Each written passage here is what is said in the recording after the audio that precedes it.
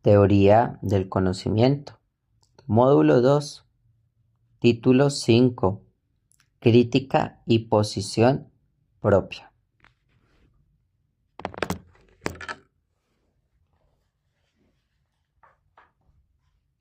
A fin de complementar las observaciones críticas realizadas al explicar el racionalismo y el empirismo, partiendo de una posición frente a ambas corrientes, deberemos separar totalmente el problema psicológico y el problema lógico.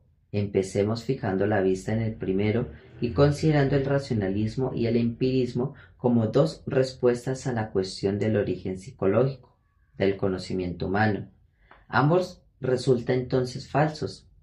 El empirismo, que deriva de la experiencia, el contenido total del conocimiento, y que sólo conoce, por tanto, contenidos de conciencia intuitivos, está refutado por los resultados de la moderna psicología del pensamiento.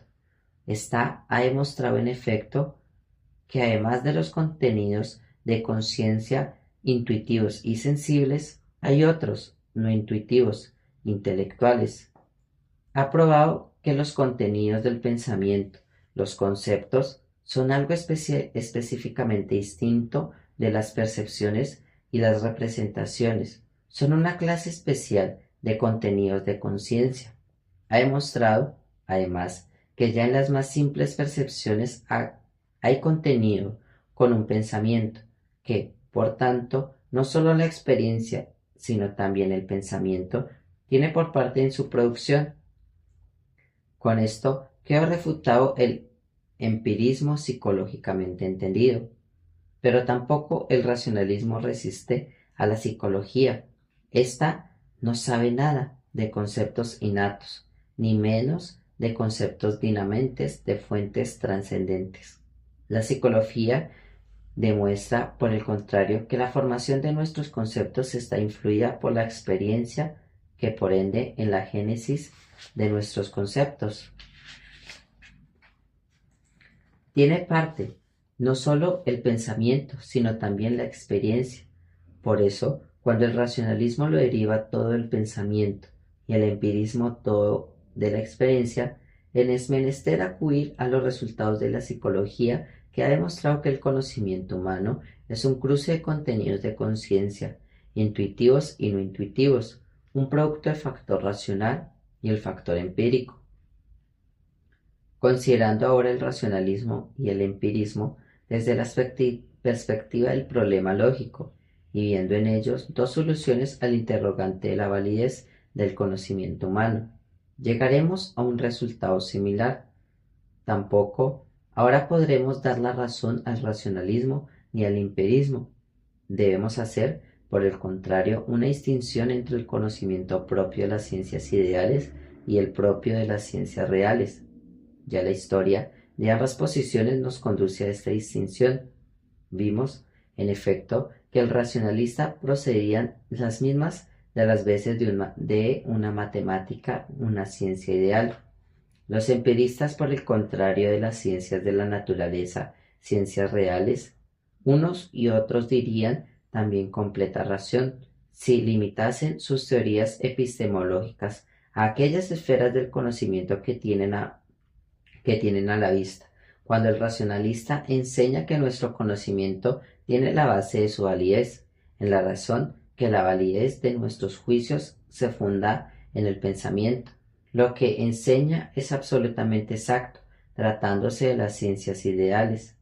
Cuando consideramos, por ejemplo, una proposición lógica, verbigracia, verbigracia, el principio de contradicción o matemática. Verbigracia, la proposición, el todo es mayor que la parte. No necesitamos preguntar nada a la experiencia para conocer su verdad. Basta comparar entre sí los conceptos contenidos en ellas para ver con evidencia la verdad y es la verdad de estas proposiciones. Estas proposiciones son, pues, válidas con completa independencia de las experiencias o a priori, como dice la expresión técnica. Leibniz las llama Verities de Reason, verdades de razón. En el ámbito de las ciencias reales, de las ciencias de la naturaleza y del espíritu, la cuestión es muy diferente. Dentro de esta esfera, en efecto, resulta válida la tesis propuesta por el empirismo. Nuestro conocimiento descansa en la experiencia. Nuestros juicios tienen la experiencia la base de su validez. Tomemos por ejemplo el juicio "el agua hierve a 100 grados" o el juicio Kant nació en el año 1724. El pensamiento puro no puede decir nada sobre si estos juicios o no son verdaderos. Estos juicios descansan sobre la experiencia, no son válidos a priori, sino a posteriori. Son, para hablar con Leibniz, Vertis de fato, verdades de hecho. Por último, si tenemos en cuenta las dos posiciones intermedias, deberemos juzgar que se adecúen los hechos psicológicos. Esto muestra, como hemos visto, que en la producción del conocimiento tienen parte tanto la experiencia como el pensamiento. Pero esta es justamente la doctrina del intelectualismo y el apriorismo. Nuestro conocimiento tiene, según ambas, un factor racional y un factor empírico. No obstante, resulta arduo asumir una posición frente a ambas teorías desde la perspectiva del problema lógico. Las dos establecen este punto que no solo hay juicios de rigurosa necesidad lógica y validez universal sobre los objetos ideales, sino también sobre los reales. En esto van de acuerdo con el racionalismo, pero el fundamento es, en ambos casos, completamente distintos. El racionalismo necesita apoyar la validez de los juicios referentes a objetos reales, admitiendo una especie de armonía preestablecida entre las ideas innatas o dimanantes de lo trascendente y la realidad. El intelectualismo logra resolver este problema más fácilmente, dado que pone la realidad empírica en íntima relación genético. La conciencia cognoscente haciendo con que los conceptos se obtenga el material empírico. Sin embargo, también el intelectualismo hace que este punto una hipótesis metafísica que consiste en suponer que la realidad presenta una estructura racional, que en toda cosa hay escondido en cierto modo un núcleo esencial y racional, núcleo que en el caso del conocimiento transmigra, por decirlo así, la conciencia. Añade otra hipótesis metafísica que reside en la teoría del intellux agens.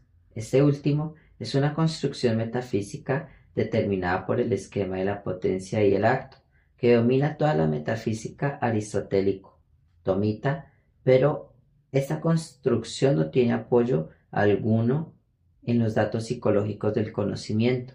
El apriorismo evita ambos escollos, ni hace aquella suposición metafísico-cosmológica, ni realiza estas construcciones metafísico-psicológica. Pero con esto no he probado, aunque su teoría sea exacta, el verdadero problema central de la teoría del conocimiento, el problema de la esencia del conocimiento. Sin embargo, podemos dar ya el apriorismo la razón en el sentido de que también el conocimiento propio de las ciencias reales presentan factores a priori. No se trata de proposiciones lógicamente necesarias como las que podíamos señalar en la lógica y en la matemática, pero sí de supuestos muy generales a que constituye la base de todo conocimiento científico. A priori no significa en este caso lo que es lógicamente necesario, sino tan solo aquello que hace posible la experiencia, esto es, el conocimiento de la realidad empírica o el conocimiento propio de las ciencias reales. Uno de estos supuestos generales de todo conocimiento propio de las ciencias reales es, por ejemplo, el principio de casualidad. Este principio dice que todo proceso tiene una causa. Solo haciendo este supuesto podemos llegar a obtener conocimientos en la esfera de las ciencias reales. No sería imposible, por ejemplo, establecer leyes generales en la ciencia de la naturaleza, si no pusiésemos que en la naturaleza reina la regularidad y el orden, la conexión. No encontramos aquí una condición de la experiencia posible para hablar con Kant.